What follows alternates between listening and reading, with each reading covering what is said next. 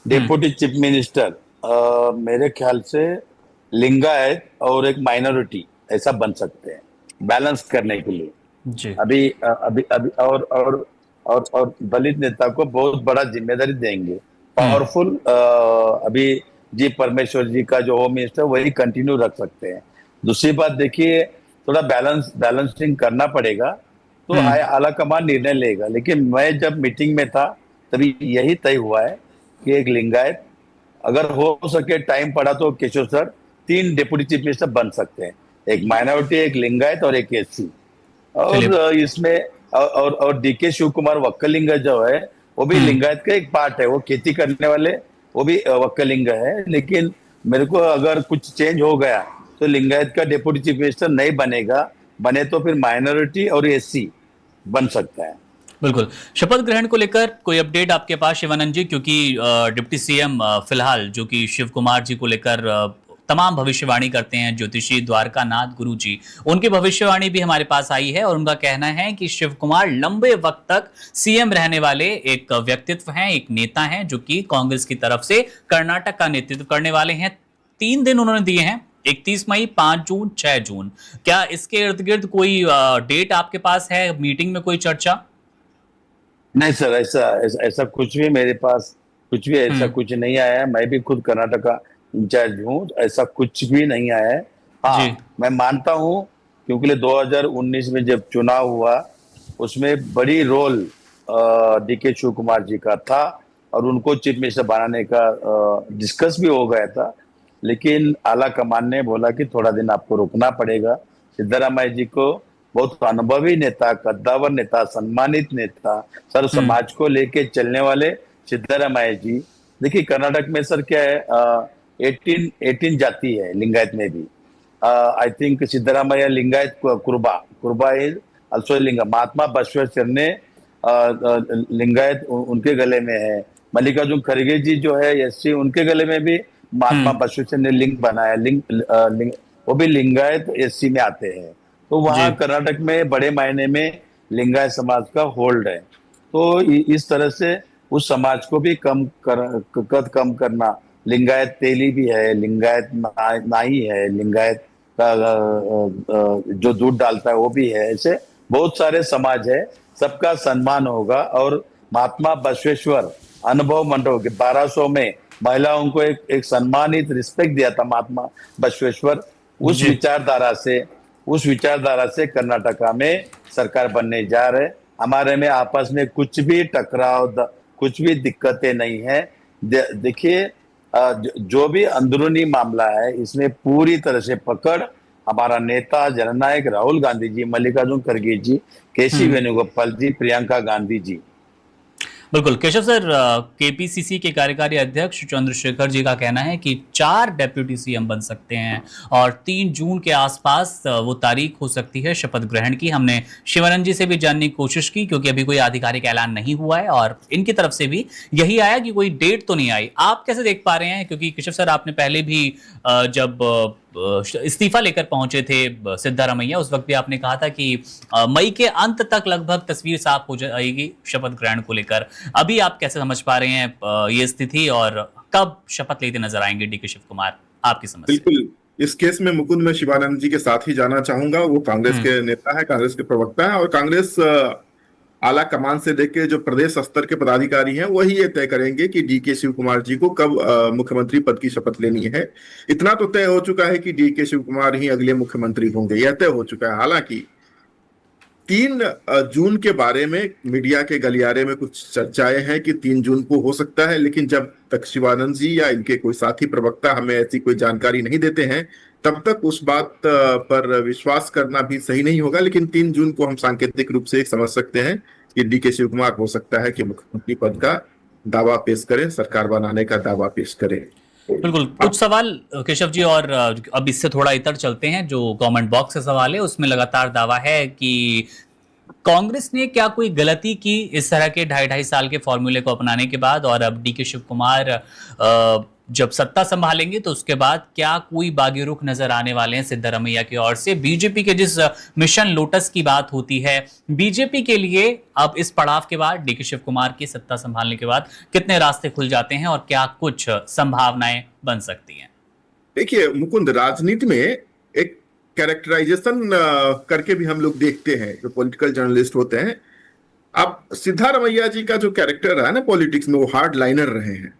बहुत हार्डकोर उनकी वो उनकी जो राजनीतिक विचारधारा रही है वो द्रविड़ियन राजनीतिक विचारधारा रही है। हिंदी विरोध पर उनकी राजनीति भी थोड़ी सी आगे बढ़ी है, जैसे तमिलनाडु में होता है।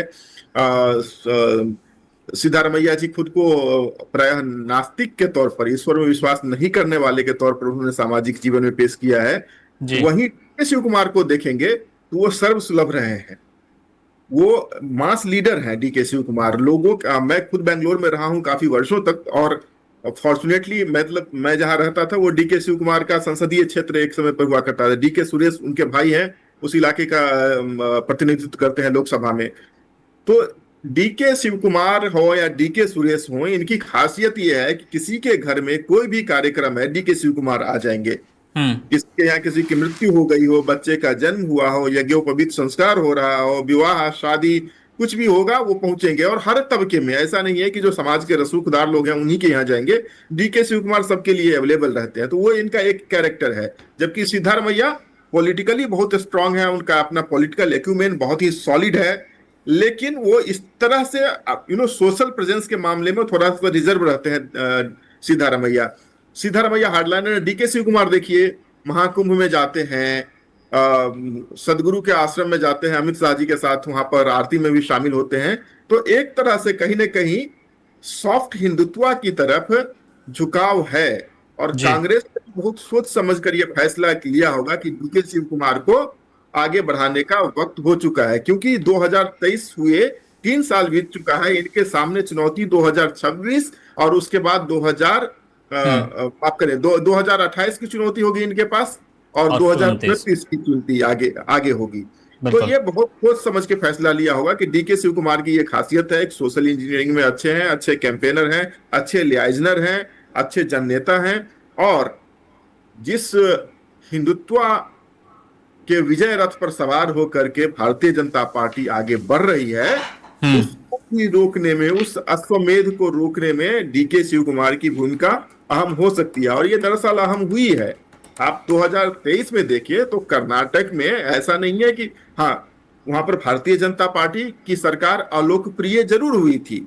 2018 में जो चुनाव हुआ था उसके बाद जिस तरह से सरकार बनती है, फिर सरकार गिरती है, फिर भारतीय जनता पार्टी बैकडोर से आती है, मुख्यमंत्री फिर बनते हैं येदियुरप्पा, फिर मुख्यमंत्री को बदला जाता है, पूरे शहरों पर ऐसे पोस्टर चिपके होते हैं जिस पर भाजपा की सरकार को भ्रष्टाचारी बताने का प्रयास किया जाता है। सारी चीजें थी, लेकिन राज्य दर राज्य जैसे भारतीय जनता पार्टी जीत रही थी, उसको देखकर यह नहीं लगता था कि कर्नाटक में कांग्रेस की इतनी बड़ी जीत हो सकती है। लेकिन डीके शिव कुमार ने अपने सोशल इंजीनियरिंग से अपनी जो उनकी राजनीतिक पहुंच है लोगों के बीच, उसको भुनाते हुए उन्होंने कर दिखाया।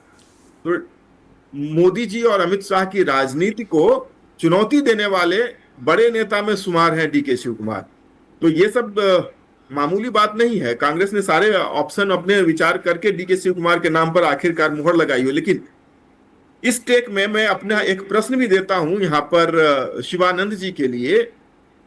जैसा कि अभी तक शिवानंद जी के बातों से लग रहा है कि कर्नाटक में अब तक, हालांकि सिद्धारमैया की सरकार में मैंने पहले भी कहा कि डीके शिव कुमार का अहम रोल था, लेकिन क्या अब कर्नाटक में सत्ता के 2 पावर सेंटर होंगे? डीके शिव कुमार सीएम होंगे और क्या सिद्धारमैया सुपर सीएम होंगे? ये बहुत बड़ा सवाल है। कर्नाटक की जनता भी यह जानना चाहेगी कि सरकार आखिर कौन चला रहा है, डीके शिव कुमार चला रहे हैं या सिद्धारमैया जी उनके भी ऊपर बैठ के सुपर सीएम की तरह? क्योंकि आपने भी कहा कि 60% सिद्धारमैया की मर्जी से चलेगा। ये बहुत बड़ा प्रश्न चिन्ह है। और दरअसल फिर ये प्रजातांत्रिक एक व्यवस्था, हालांकि पार्टी डिसाइड करेगी कि पार्टी में उसके किस नेता का क्या रोल होगा, ये तय है, ये स्पष्ट है। लेकिन फिर भी जो प्रजातांत्रिक व्यवस्था है वहां पर जो सीएम होते हैं, राज्य की सत्ता का संचालन उनका दायित्व और उनका अधिकार होता है। एक सुपर सीएम बिठाने का प्रयास कितना सही रहेगा ये तो खैर आगे चलकर पता चलेगा। दूसरी बात रही डेप्यूटी सीएम बनाने की, तो मुकुंद, डेप्यूटी सीएम या डेप्यूटी पीएम जैसा कोई संवैधानिक पद नहीं है। भारत के संविधान में मुख्यमंत्री के पद की व्याख्या है, प्रधानमंत्री के पद की व्याख्या है, कैबिनेट मंत्री और राज्य मंत्रियों के पद की व्याख्या है। राज्य मंत्री भी दरअसल नहीं, राज्य मंत्री जो उस विभाग के मंत्री हैं उनके सहयोग के लिए बनाए जाते हैं। लेकिन उप मुख्यमंत्री, उप प्रधानमंत्री जैसा कोई रोल संविधान में तो नहीं है। हाँ, अब ये मैं कह रहा हूं तो इसको मिसकोट करने का प्रयास भी हो सकता है कि कोई ये क्लिप चला दे कि उन्होंने डेप्यूटी वन इंडिया के संपादक ने डेप्यूटी सीएम को असंवैधानिक कहा। मैंने ये नहीं कहा कि असंवैधानिक है, बट संवैधानिक नहीं है। डेप्यूटी सीएम का उतना ही रोल है जितना किसी और कैबिनेट मंत्री का। ये सिर्फ कहने के लिए होता है या सिर्फ सम्मान के लिए होता है, ये उनको ढांढस बनाने के लिए होता है कि भाई आप और से थोड़े अलग हैं, थोड़े से ऊपर है, एक और लेयर बना दिया, बस इतनी ही बात है। इससे पहले भी एक और प्रदेश है, वहां पर कई सारे उप मुख्यमंत्री रह चुके हैं, कर्नाटक का पड़ोसी राज्य ही है, तो कोई दिक्कत नहीं है। कर्नाटक में भी सरकार को अपना संतुलन बनाने के लिए जितने चाहे उप मुख्यमंत्री बनाए जा सकते हैं। अब सवाल है कि एक वोकालिगा समुदाय से एक व्यक्ति मुख्यमंत्री बन रहा है। लिंगायतों की नाराजगी वर्षों से रही है कांग्रेस की के साथ। कांग्रेस उस नाराजगी को दूर करना चाहेगी। वो नहीं मुख्यमंत्री तो एक उप मुख्यमंत्री लिंगायत समाज से भी हो, बहुत अच्छा कैंडिडेट इनके पास है ऑलरेडी, महिला भी है, लिंगायत भी है, उनके पास मंत्रालय में काम करने का अनुभव है। लक्ष्मी हेब्बालकर जी हो सकती है। एक दलित समुदाय से भी हो सकता है, एक ओबीसी से भी हो सकता है, एक अल्पसंख्यक से भी हो सकता है। तो जो सीधा रमैया जी का आहिंदा वोट बैंक का दलित, अल्पसंख्यक और ओबीसी, इन तीनों समाज से एक एक मुख्यमंत्री आ जाएंगे, क्या दिक्कत है। Subscribe to One India and never miss an update. Download the One India app now.